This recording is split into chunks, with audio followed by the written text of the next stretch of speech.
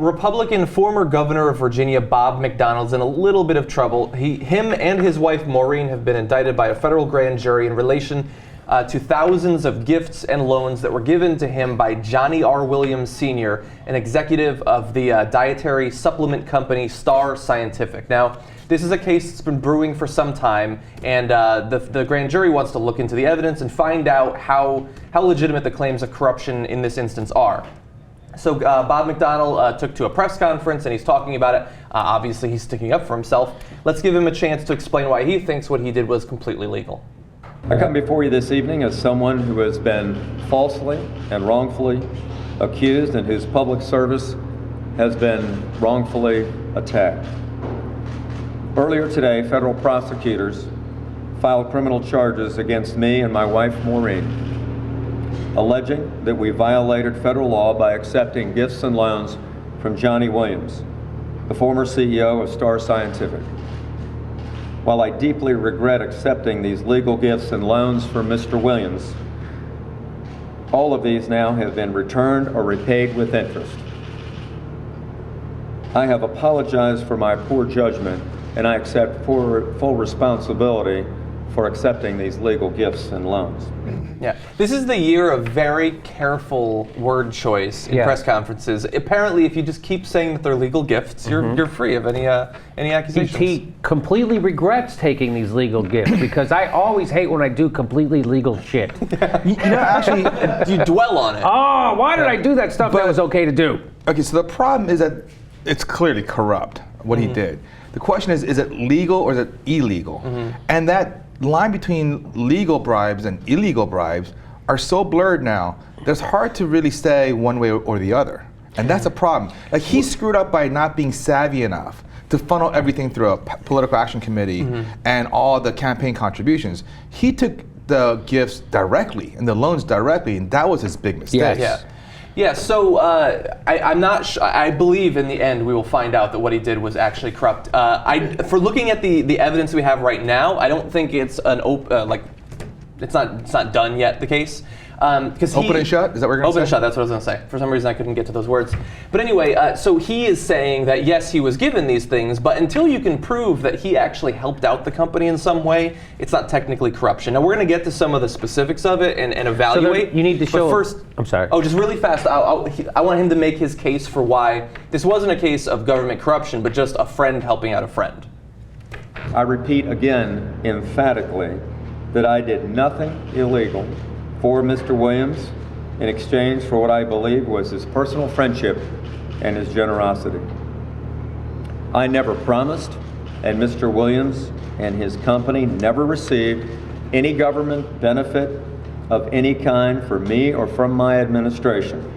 No contract, loan, grant, funding, legislation, budget appropriation, regulation, board or commission assignment, or any other official state benefit.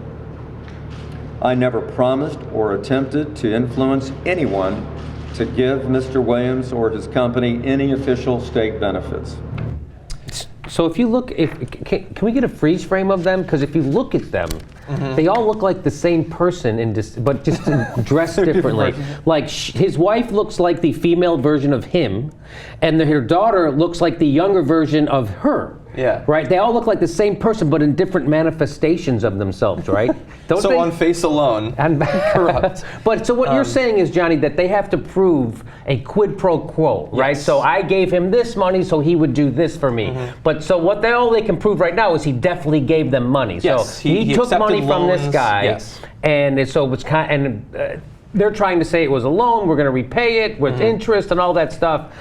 But they were having some financial hard times, his family. That's why, because I kept going, this is such a low amount of money. Why would they be risking his whole life on this? And it's because they were in dire straits. They bought some property. Are you going to explain that? Yeah, we can get to that. Okay. So basically, they had rental property that they were having a hard time renting out. At one point, he asked his children to talk to their friends and say that he would give them discounts if they would come rent there. That obviously doesn't seem illegal to me. At one point, though, his wife met with the gentleman in question, Jonnie R. Williams Jr., and told him that they were having severe financial difficulties and they didn't know how they were going to pay for their daughter's upcoming wedding. Yes. She asked for a $50,000 loan as well as $15,000 to pay for their remaining catering costs. And also, according to the indictment, said that she would be willing to help out that corporation if he gave her the financial assistance. And so I don't know what evidence the indictment has for that last charge. It could be a case of, he said, she said. And we do have other cases where Bob McDonald texted the guy asking him for a $20,000 loan and got a response that it would be sent to him. And so this was going back and forth. In some cases, it seems difficult to identify whether or not Bob McDonald knew about particular loans, but there are others that they know he had asked for and gotten. And there is shady behavior. So at one point, apparently, the guy in charge of that supplement company had talked to Bob McDonald about having government employees be sort of guinea pigs for one of the supplements known as Iadarola. And he also, Bob McDonald at one point told Virginia officials that he was drinking it, that it's super healthy, and that they should consider it. And so at this point, that seems shady. It seems like the sort of behavior of a person who is willing to do a quid pro quo, but we don't have hard evidence of it just yet.